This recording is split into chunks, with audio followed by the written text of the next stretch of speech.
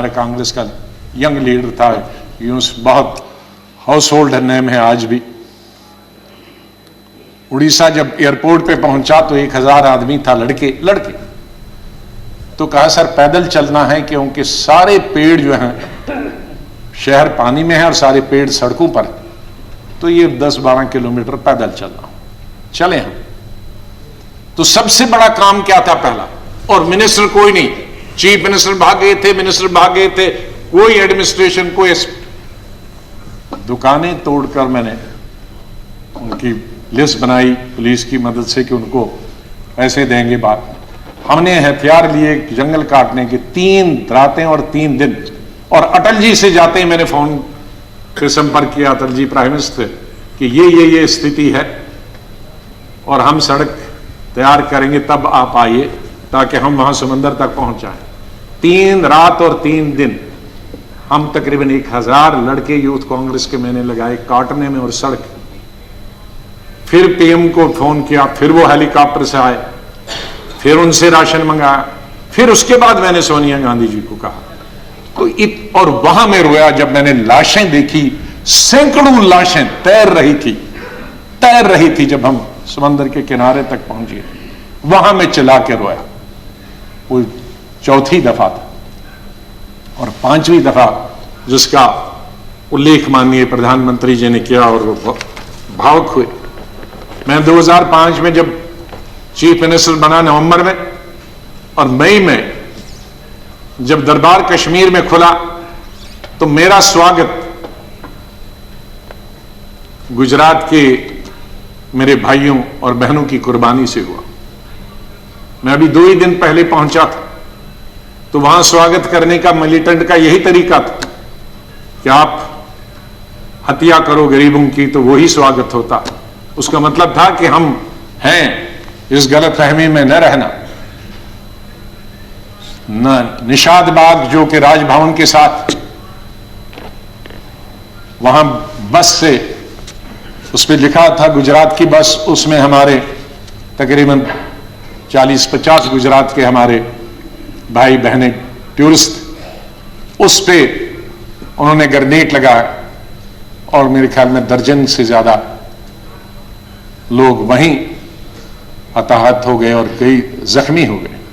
मैं फौरन तुरंत जगह पे पहुंचा, लेकिन तब तक पुलिस ने वो हटा दिया था। फिर मैं जैसे माननीय प्रधानमंत्री जी, इन्होंने भी डिफेंस मिनिस्टर से बात की, मैंने प्रधानमंत्री जी से बात की, जहाज आया मी-8 उनको लेने के लिए। लेकिन जब मैं एयरपोर्ट पे पहुंचा तो जाहिर है सिक्योरिटी वाले कहते हैं कि सीएम आ रहे हैं। तो एयरपोर्ट पे ये सब जाने के लिए तैयार थे। हमारे जख्मी भाई, छोटे छोटे बच्चे। तो जब मैं एयरपोर्ट पे पहुंचा तो इन बच्चों ने, जिसका किसी का पिता मर गया था, किसी की मां मर गई थी, वो रोते रोते मेरे टांगों से जब लिपट गए तो मैं जोर से मेरी आवाजें निकल गई, ये खुदा ये क्या तुमने किया। मैं कैसे जवाब दूं इन बच्चों को, मैं कैसे जवाब दूं उन बहनों को जो यहां तफरी के लिए आए थे, सैर के लिए आए थे, और आज मैं लाशें लेकर इनके हवाले कर रहा हूं उनके माता पिता की। तो ये भावुक होने की जरूरी बात। आज हम ये अल्लाह से, भगवान से यही दुआ करते हैं कि इस देश से मिलिटेंसी खत्म हो जाए, इस देश से आतंकवाद खत्म हो जाए।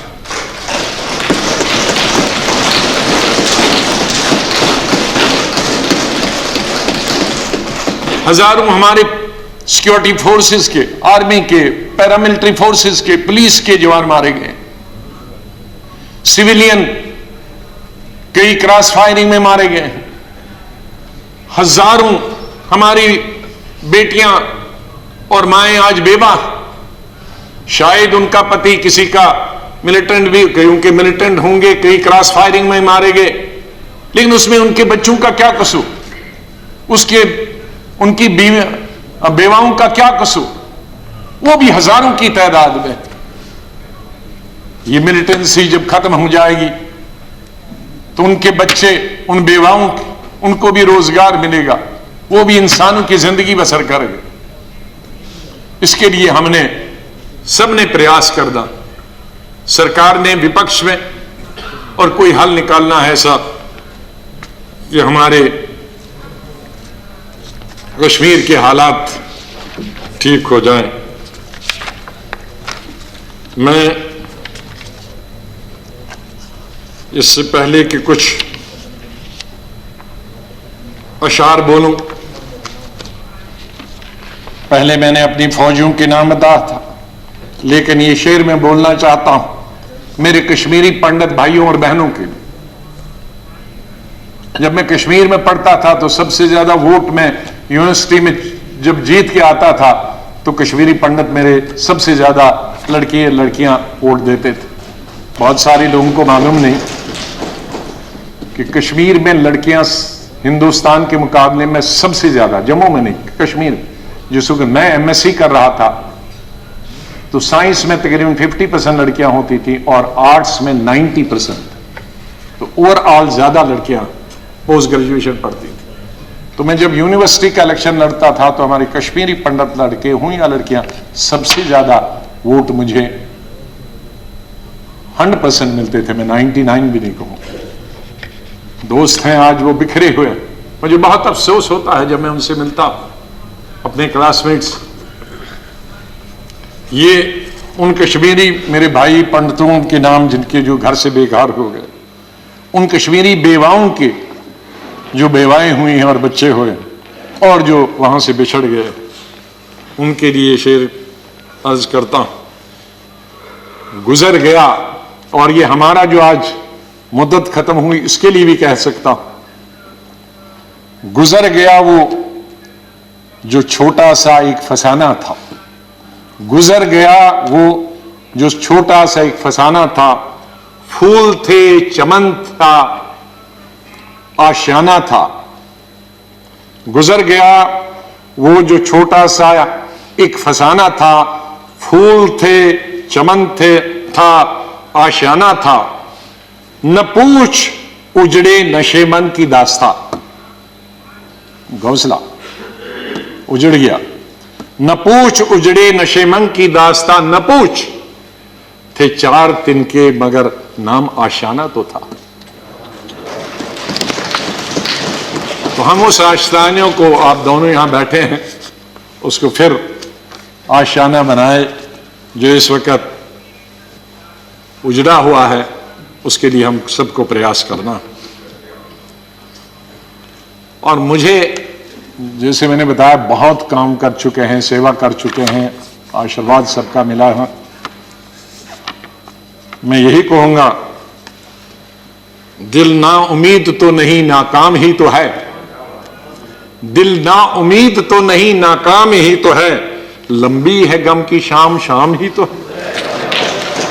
कितनी लंबी होगी, सवेरा तो आई, विंटर में जरा लंबी होती है, तो लंबी है गम की शाम मगर शाम ही तो है। सवेरा तो फिर आ जाएगा। और आखिर में ये कहूंगा, चाहे हम याद यहां ना होंगे, लेकिन फिर उसके लिए कहूंगा, बदलेगा न मेरे बाद भी मौजूए गुफ्तगू, बदलेगा न मेरे बाद भी मौजूए गुफ्तगू। मैं जा चुका हूंगा फिर भी तेरी महफिलों में रहूंगा। माननीय चेयरमैन साहब, मैं आपका बहुत बहुत धन्यवाद करता हूं। आपके साथ काम करने का मुझे अवसर मिला। आप जब पार्टी के अध्यक्ष थे तब भी हमारी मुलाकात होती थी, जब आप मंत्री बने तब भी बात होती थी, जब यहां चेयरमैन बनने से, वाइस प्रेसिडेंट आप बनने से पहले आप पार्लियामेंट्री अफेयर्स मिनिस्टर थे और मैं एलओपी था, तब भी हमारे संपर्क है। लेकिन जिस तरह का आशीर्वाद, जिस तरह का प्रेम, जिस तरह का प्यार आपका चेयरमैन के तौर पे मिला और वो जो गाइडेंस मिली, उसके लिए मैं हमेशा ऋणी रहूंगा। धन्यवाद करता हूं उसके लिए, और आपके स्नेह और प्यार के लिए मैं हमेशा धन्यवाद करता हूं। माननीय प्रधानमंत्री जी, कई दफा टोका टोकी हुई और आपने कभी बुरा नहीं माना। एलओपी के वक्त में बड़ी बड़ी लंबी स्पीचें आपकी हुई, मेरी हुई, खास करके राष्ट्रपति के अभिभाषण पर। उसमें लंबी तकरीर होती थी, कभी हम कुछ एलओपी की जिम्मेदारी करते थे, लेकिन आपने व्यक्तिगत तौर पर उसे कभी अपने खिलाफ नहीं किया। हमेशा भी आपने पर्सनल कॉन्टेक्ट्स को और पार्टी की जो जिम्मेदारी है उसको दूर रखा। कभी ईद हो, दिवाली हो, बर्थडे हो, उसमें बराबर आपने कभी भी कमी नहीं की फोन करने की। सबसे पहले या तो मेरी पार्टी प्रेसिडेंट का आता था या आपका आता था। दो आदमियों का तो अनिवार्य, हमारे प्रधानमंत्री और कांग्रेस प्रेसिडेंट मिसेस गांधी। और आपने हमेशा बताया कि कभी अपनी स्टेट के बारे में हो और कोई काम हो तो मुझे आप कभी भी बताना। मुझे याद है जब मैं राज्यसभा इलेक्शन लड़ने गया तो आपने कुछ कहा कि भाई आपको कुछ जरूरत है। मेरे का वो तो लड़ाई है, आपका कैंडिडेट है, मैं कैंडिडेट हूं, उसमें आप कुछ नहीं कर सकते। तो ये एक पर्सनल टच जो होता, आदमी भावुक हो जाता है, आदमी सेंटिमेंटल हो जाता है, आदमी इमोशनल होता है। और मेरे संपर्क तो विपक्ष के साथ आज से नहीं, जब पहली दफा मैं एमओएस बना था तब से लेकर आज तक, क्योंकि हम मिलके ही देश को चला सकते हैं। लड़ाई करके, गालियां देकर हम अपनी बात अपने भाषणों के जरिए कर सकते हैं।